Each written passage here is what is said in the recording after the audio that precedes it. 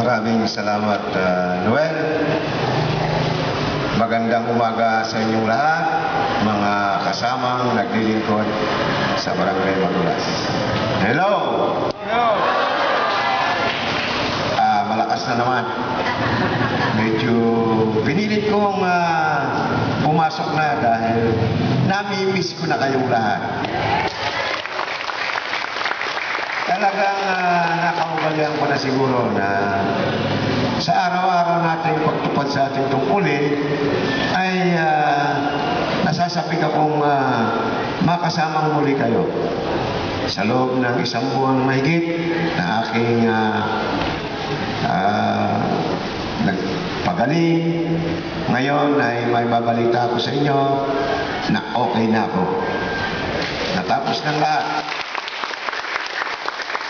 Good morning, Major. Patuloy na naman tayong maglilingkod, magbibigay ng serbisyo sa ating mga kabarangay. Nais kong pasalamatan ang ating OIC, si Doc Ivan Biray, ang ating mga kagawad, si Tres, ang ating sekretary, sa inyong maayos na pagpapalakad ng ating barangay nang wala ang inyong pamaglingkod. Ngunit minamonitor ko lahat ang mga kilos, kung sino yung mga tao na kapag wala ako ay wala rin dito. Marami yan. Marami yan. Marami yung pagkawala ako, wala rin kayo. Sabi nga, ang dami nyo ngayon. Dahil baka sweldo bukas. O nakikibalita kayo na kung makakakuha na ng alawan. Ngunit nakakatuwa pa rin dahil nandito kayo ngayon sa unang araw ng aking pagbibigay o pagbabalik sa paglilingkod. Inaasahan kong ibibigay natin ang mabuting paglilingkod sa ating mga kabarangay. Ngayong umaga, nagdaan ako doon sa kanto. Umaapaw yung tubig, kaya yung mga kaminero, tignan lamang yung tubig doon na umaapaw sa kanal. Baka barado lang, tanggalin yung bara upang hindi nagpuputik.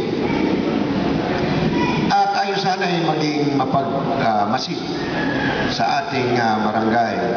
Kung nakikita natin yung mga bagay na ganon, umaapaw na tubig, i-report lang agad upang ito'y nagagawa kagad at nariremedyohan ng ating mga kaminero para hindi lumalala ang ating problema dito.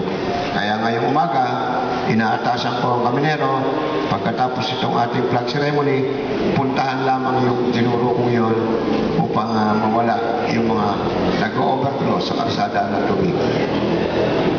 Medyo kapos pa ang aking boses.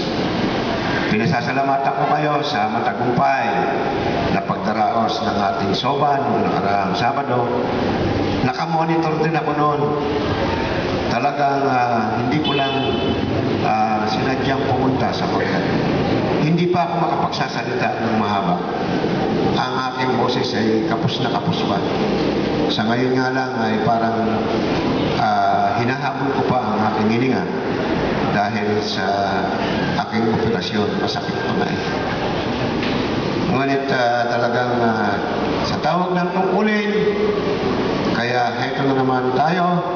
Sana'y sama-sama at taos-pusong paglilingkod ang ibigay natin sa ating mga kabarangay. Magandang umaga sa inyo.